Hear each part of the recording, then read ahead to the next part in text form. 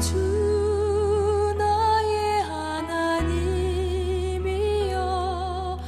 주를 경배합니다.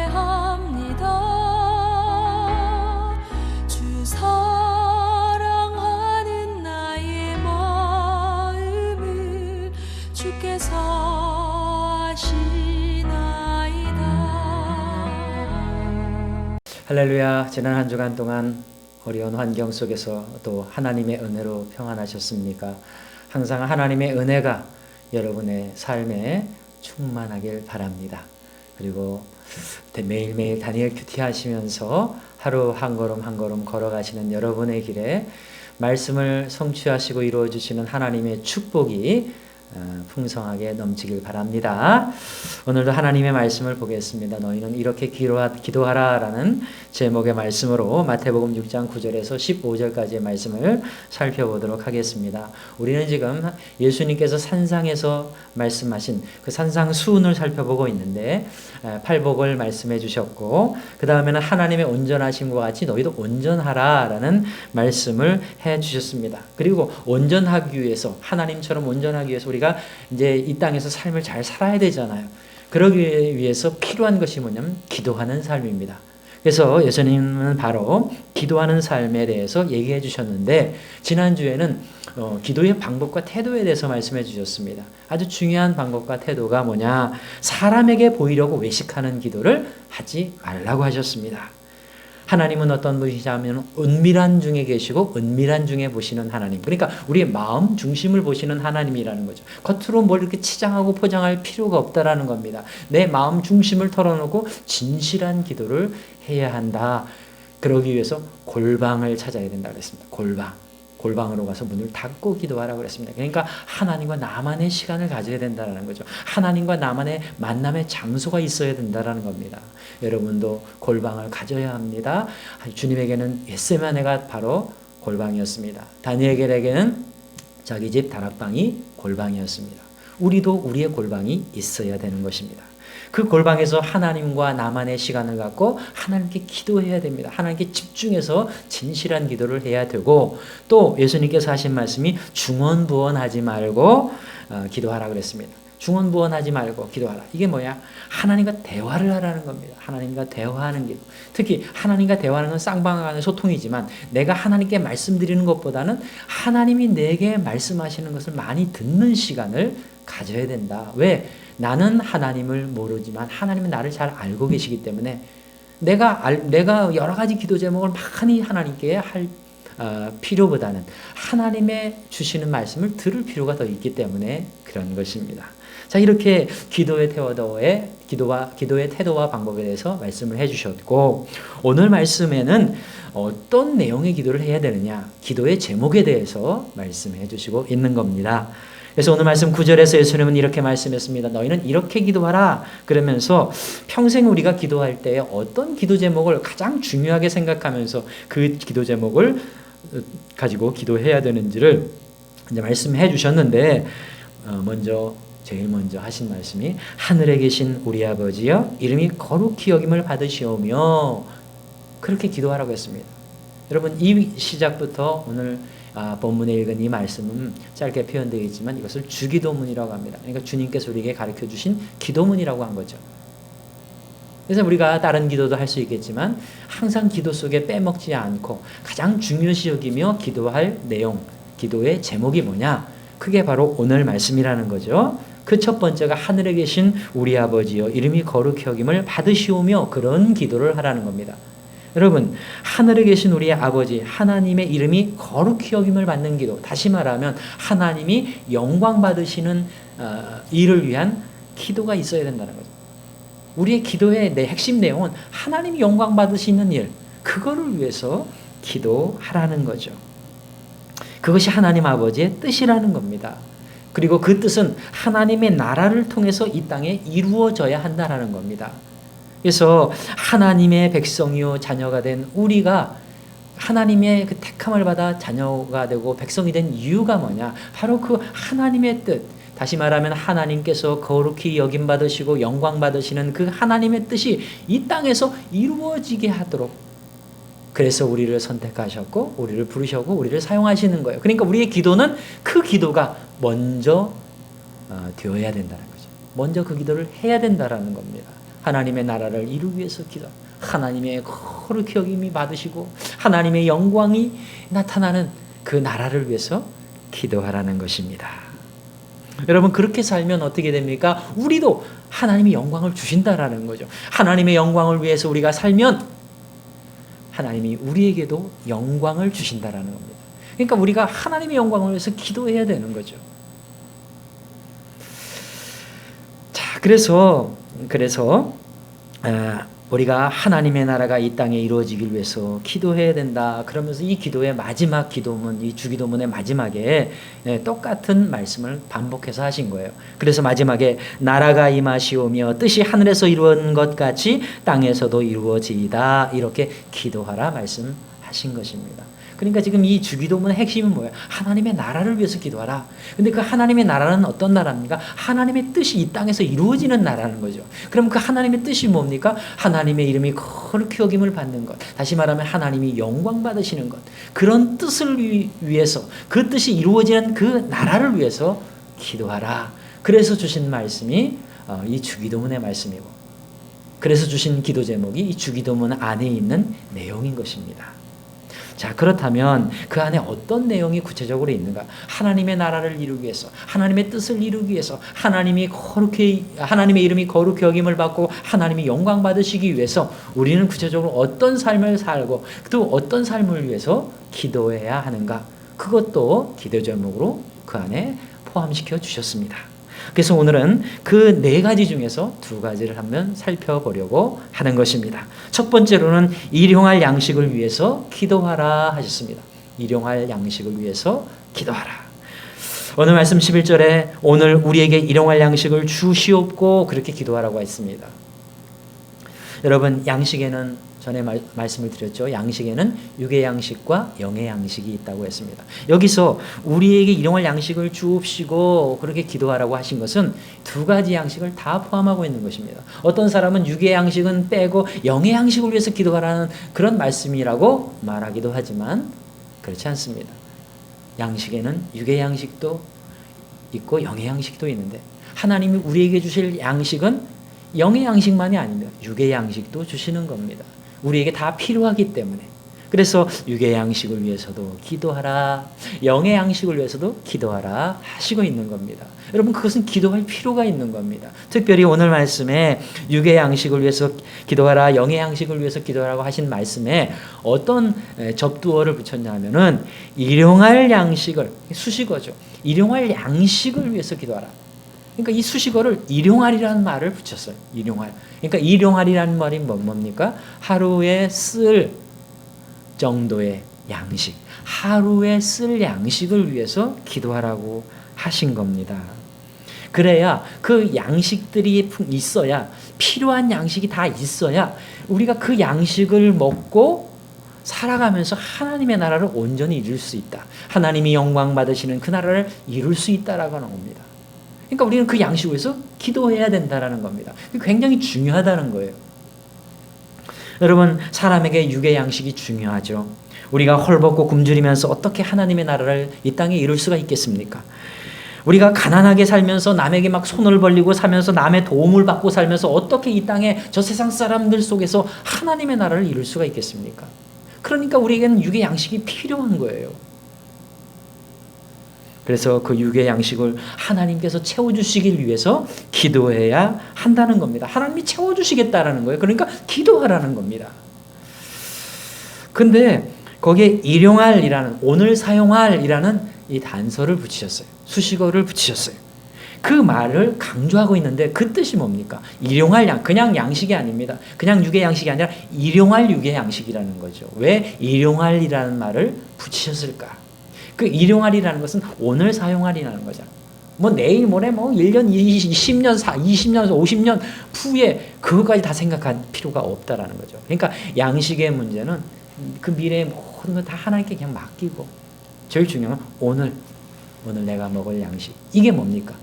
너에게 필요한 만큼. 여러분, 이스라엘 백성들이 광야에서 만나와 메추라기를 먹을 때, 만나를 거둘 때 그 만나를 어떻게 거뒀습니까? 그날 먹을 만큼만 거두었습니다. 일용할 양식을 거둔 거죠. 왜 그렇게 하셨을까요?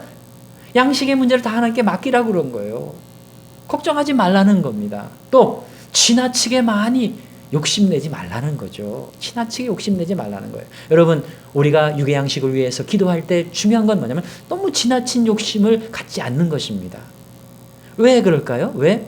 지나친 욕심을 갖게 되면 그 육의 양식에 빠져버리는 거예요. 육의 양식에 몰두하다가 보면 육의 양식에 빠지고 결국 육의 양식의 함정에 빠져서 어떻게 됩니까? 하나님과 점점 멀어지고 하나님의 나라와 점점 멀어지게 되고 육의 양식 때문에 영의 양식을 소홀히 여기는 거예요. 영의 양식.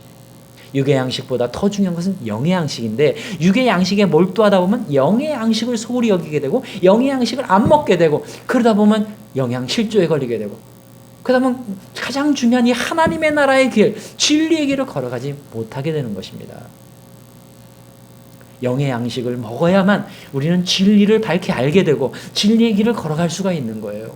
하나님은 우리에게 영의 양식만이 아니라 육의 양식도 필요하다는 걸 알고 계시고 그래서 육의 양식을 위해서 기도하라고 하십니다. 그러나 육의 양식보다 더 중요한 것은 영의 양식이기 때문에 그것을 먹어야만 진리의 길을 올바르게 걸어갈 수 있고 하나님의 나라의 길을 올바르게 걸어갈 수 있기 때문에 육의 양식이 지나치게 빠지면 안 되는 거예요. 적절하게 먹어야 되는 거예요. 적절하게.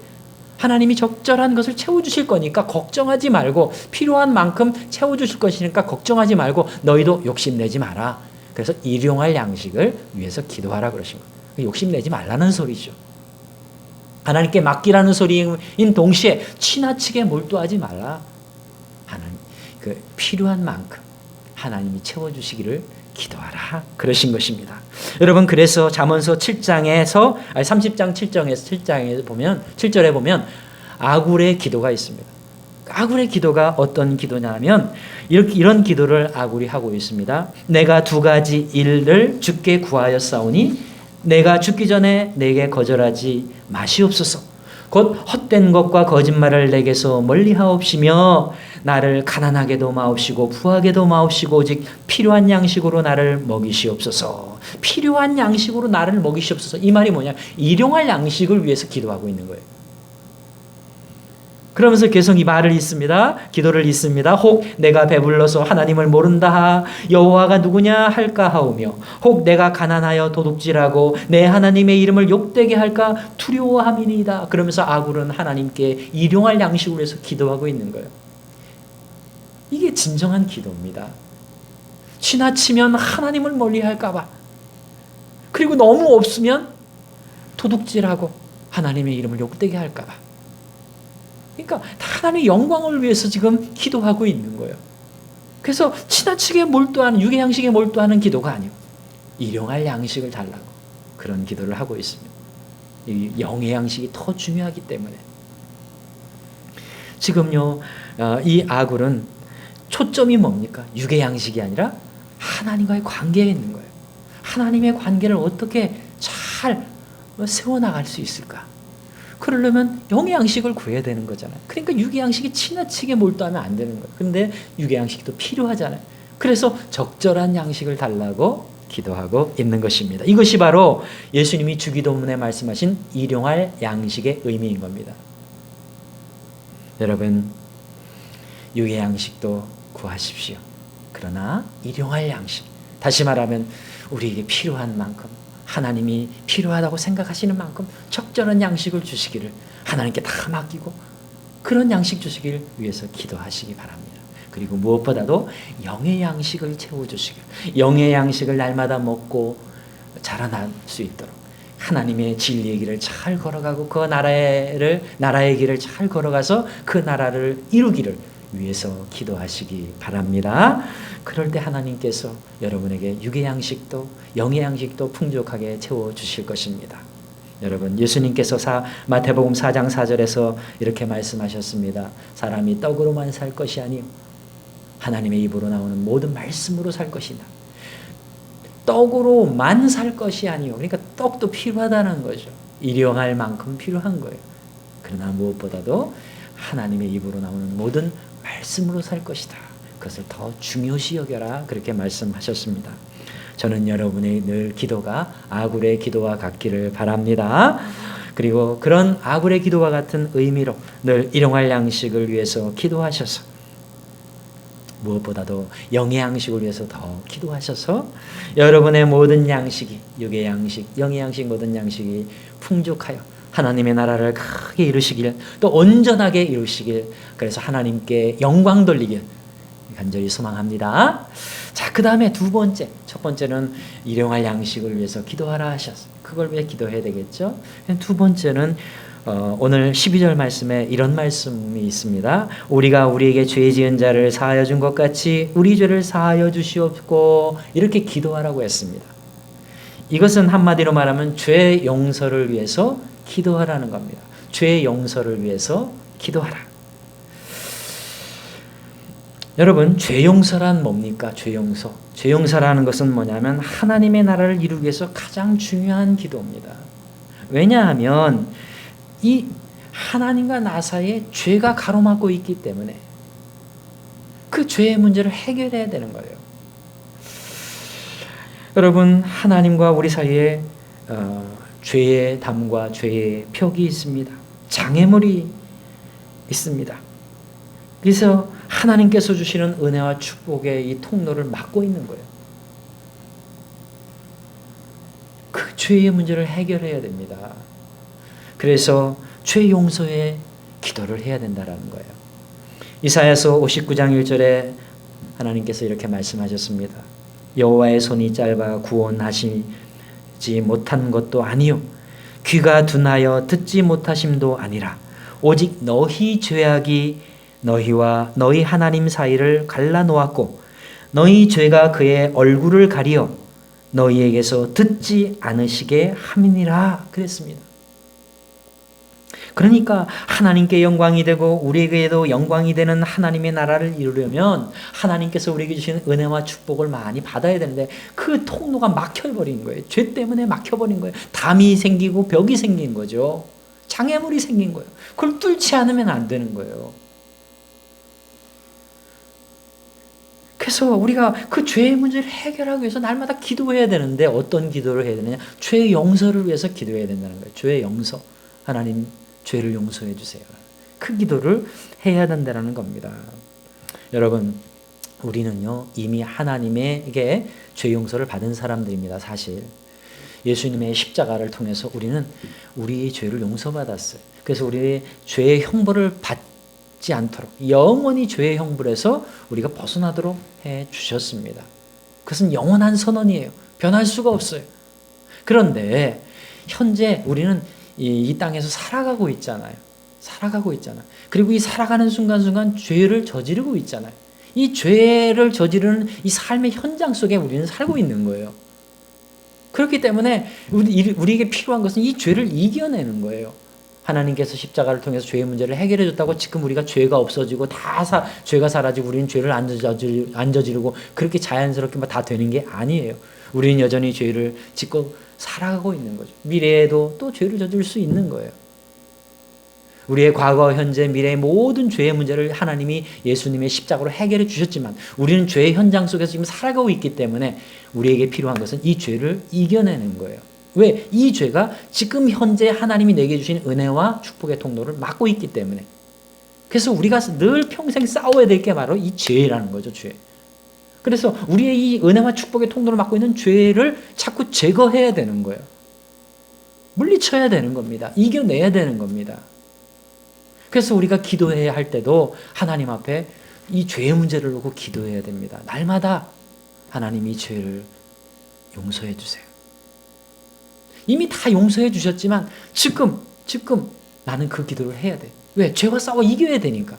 여러분, 죄와 싸워 이기기 위해서 무슨 기도를 합니까? 제일 중요한 것은 죄를 용서해 주세요. 그리고 벗어나게 해주세요. 돌이키게 해주세요. 그 기도를 해야 되는 거죠.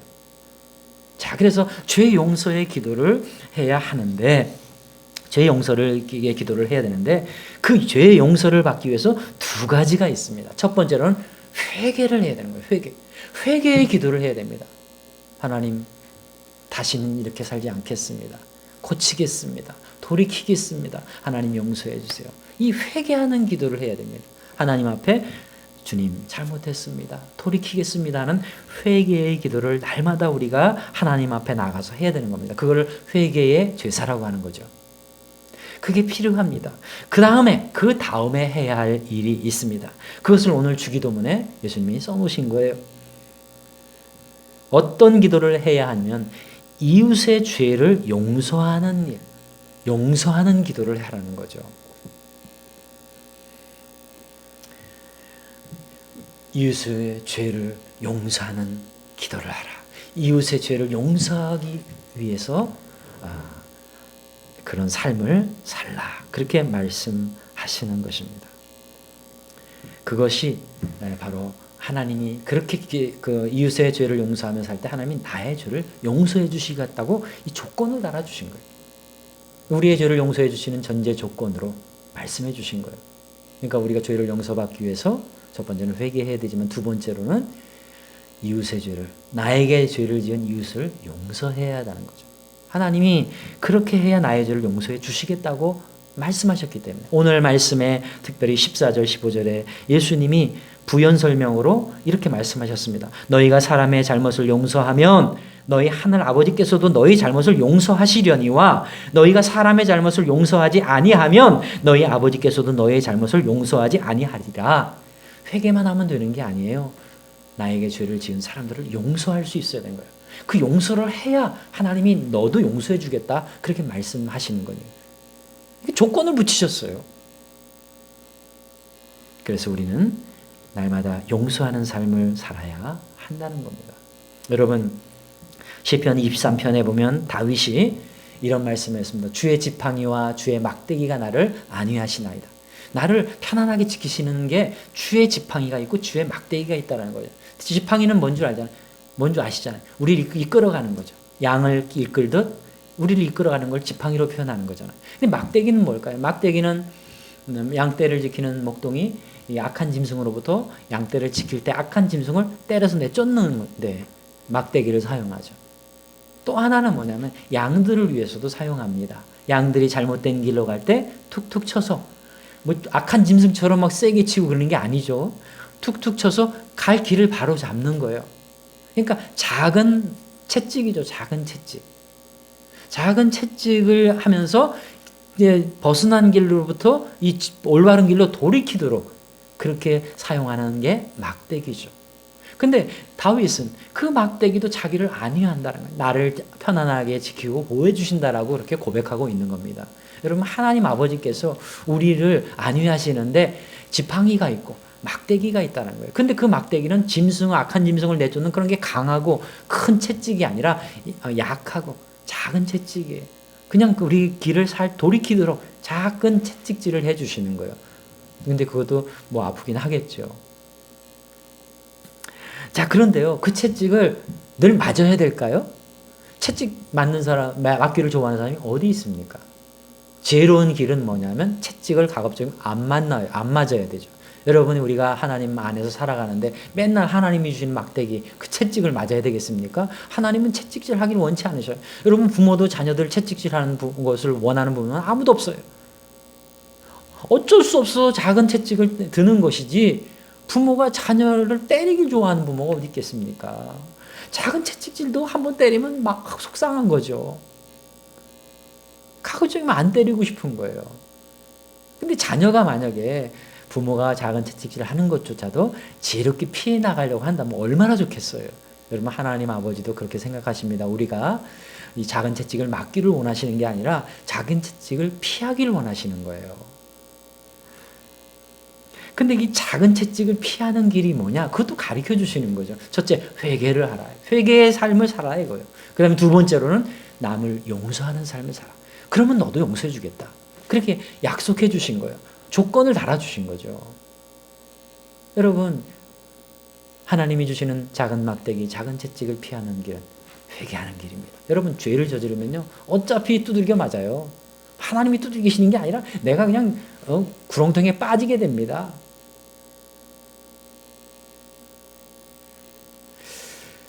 그러니까 이 작은 채찍이 오기 전에 내가 먼저 나의 죄에 대해서 하나님 앞에 회개하고 돌이키는 삶을 살아야 되겠죠. 그 다음에 두 번째로는 하나님이 약속해 주신 이 전제 조건처럼 남을 용서하는 삶을 성실하게 살아야 해요. 그럴 때 나를 용서해 주신다고 했으니까. 그래서 여러분, 용서라는 것은 정말 중요한 겁니다. 여러분도 용서의 삶을 사시기 바랍니다. 여러분, 용서라는 건 사랑의 행동인 거예요. 사랑하기 때문에 용서하는 거죠. 그리고 하나님의 사랑을 받았기 때문에, 예수님의 십자가를 통해서 사랑을 받았기 때문에 나도 남을 용서해야 되는 거예요. 우리가 용서할 이유는 충분합니다. 주님이 우리를 위해서 죽으셨기 때문에, 나를 용서하시고 나를 죄의 영원한 형벌에서 건지셨기 때문에 나는 다 용서할 수 있는 거예요. 다 용서해야 되는 거죠. 용서의 삶은 사랑의 삶인 겁니다. 그렇게 우리를 사랑하라, 형제를, 이웃을 사랑하라, 그래서 용서하라 그러는 거예요. 그래야 나도 너를 용서해 주겠다. 영원한 용서는 이미 이루셨지만 이 땅에서 살아가는 동안 내가 너를 용서해주고 건져주고 이 은혜와 축복의 통로를 막고 있는 모든 장애물을 걷어내주고 다 형통하게 해주겠다. 그렇게 말씀하시는 거죠.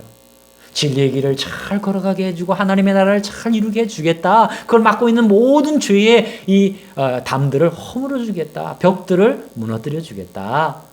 남을 용서하면, 이웃을 용서하는 삶을 살면, 이렇게 전제 조건을 붙이신 것입니다. 그러니까 용서하는 삶은 굉장히 중요한 겁니다.